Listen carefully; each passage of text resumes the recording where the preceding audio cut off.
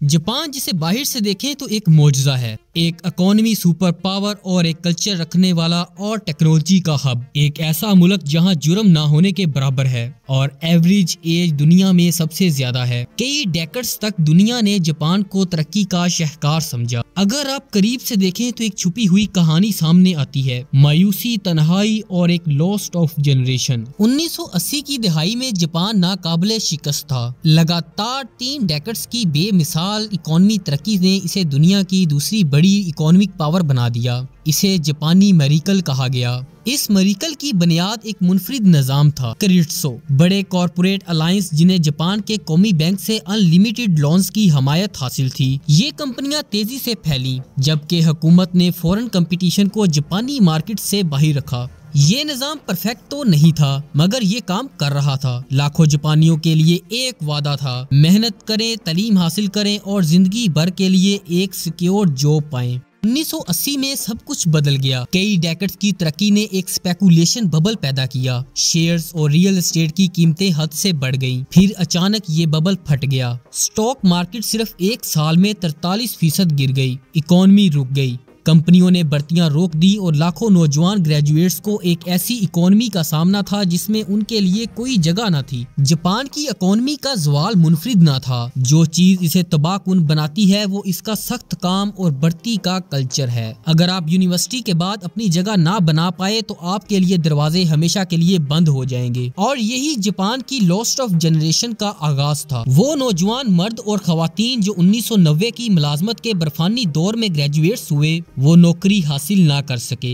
और जब कंपनियों ने सालों बाद भर्तियां दोबारा शुरू की तो वो सिर्फ नए ग्रेजुएट्स को देख रही थी। लॉस्ट ऑफ जनरेशन के लिए दरवाजे बंद हो चुके थे। आज उस खोई हुई नस्ल की उम्र 30, 40 और 50 के करीब है। वो कम सैलरी वाली टेम्परेरी जॉब्स करते हैं। बहुत से अपने बूढ़े वालिदैन के साथ रहते हैं। घर बनाने या शादी करने के काबिल नहीं। वक्त के साथ तन्हाई और नाउमीदी उनकी जिंदगी का हिस्सा बन गई। ये लॉस्ट ऑफ जनरेशन एक डिलेमा नहीं, ये जापान के फ्यूचर पर एक डार्क शैडो है। इस लॉस्ट ऑफ जनरेशन के बहरान ने एक और गहरा मसला जन्म दिया। 1 मिलियन से ज्यादा मर्दों ने खुद को मुकम्मल तौर पर सोसाइटी से कट कर लिया। जापान में कामयाब होने का दबाव नाकाबिले यकीन है। जब लोग महसूस करते हैं कि वो सोसाइटी की एक्सपेक्टेशन पर पूरा नहीं उतर सके तो वो तन्हाई इख्तियार कर लेते हैं। ये रुझान लॉस्ट ऑफ जनरेशन से शुरू हुआ मगर अब नौजवान नस्ल भी इसमें शामिल हो रही है। जापान का सख्त काम, कल्चर और बढ़ती के निजाम ने नई नस्ल को बहुत मायूस कर दिया है। जापान को एक और बहरान का सामना है, सुपर एजिंग क्राइसिस। मुल्क की 30% आबादी 65 साल से जायद उम्र की है और लॉस्ट ऑफ जनरेशन की वजह से शरह पैदाइश तेजी से कम हो रही है। 2050 तक जापान की इकोनॉमी के लिए बूढ़ी आबादी का बोझ संभालना मुश्किल हो जाएगा। जो लोग दूसरी कंट्रीज से जापान में एजुकेशन हासिल करने या काम करने जाते हैं उनको भी मसाइल का सामना है। जापान में रहना ऐसा है जैसे आप एक अलग दुनिया में कदम रख रहे हों। यहाँ खामोशी ज्यादा मायने रखती है। आप जुबान सीखें, इनके रस्मो रिवाज का एहतराम करें, लेकिन फिर भी आपको ऐसा महसूस कभी नहीं होगा कि आप इसी सोसाइटी का हिस्सा हो। हर किसी को झुक कर सलाम करना लाजम है और वो बिहेवियर जो दूसरी जगहों पर आम समझे जाते हैं, जैसे जोर से बात करना या चलते हुए खाना खाना, यहाँ मना है। जापान में जगह एक ऐसी नेमत है जो हर किसी को मयसर नहीं। टोक्यो जैसे शहरों में महंगे किरायों ने जिंदगी मुश्किल बना दी है। एक छोटा सा अपार्टमेंट जो सिर्फ 9 मरबा मीटर का है उसका माहाना रेंट $1200 है, जहां बावर्ची खाना नहीं है और बाथरूम भी बामुश्किल फिट आता हो। जापान में रहने वालों को जहनी मसाइल का भी सामना है। जापान में कामयाबी की कीमत बहुत भारी है। यहाँ का जहनी सेहत का बहरान एक स्याह हकीकत है। मदद लेना यहाँ बदनामी का बाइस समझा जाता है। लोग अपने मसाइल छुपाते हैं क्योंकि ये जाती नाकामी समझी जाती है। जापान में गैर मुल्कियों को कई चैलेंजेस का सामना है। घर किराए पे लेना मुश्किल है, जॉब्स की अपॉर्चुनिटी बहुत लिमिटेड हैं और आपको हमेशा बाहर वाला समझा जाता है। आप जुबान सीख ले, सकाफत अपना ले, लेकिन आप हमेशा फॉरेनर ही रहेंगे।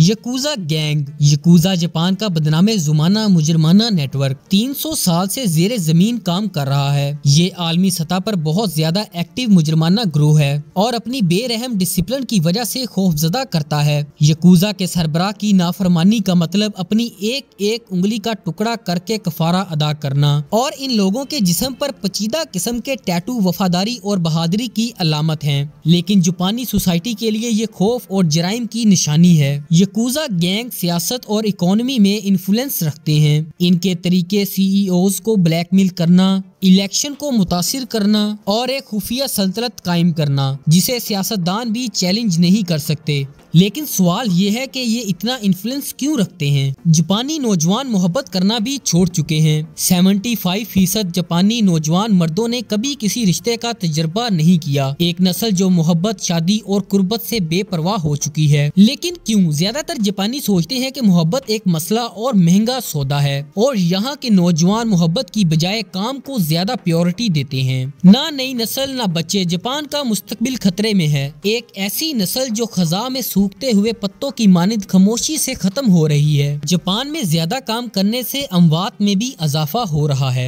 80 घंटे हफ्तावार काम करते हुए इस वक्त तक मेहनत करें जब तक आपका जिस्म हार न मान ले। जापान में ज्यादा काम से मौत हर साल हजारों जिंदगियां ले रही है। हुकूमती पॉलिसियों के बावजूद कंपनियां मुलाजमीन को हद तक धकेलती हैं। जिंदगी काम बन जाती है और काम ही जिंदगी। नतीजा एक ऐसी सोसाइटी जो खामोशी से अपनी लगन के बोझ तले दब रही हो। जापानी लोग तन्हाई के बोझ तले दब रहे हैं। तन्हाई जापान में सिर्फ एक एहसास नहीं, ये जिंदगी गुजारने का एक तरीका बन चुका है। तन्हा नौजवानों से लेकर बुजुर्गों तक लाखों लोग इस अजियत का शिकार हो रहे हैं।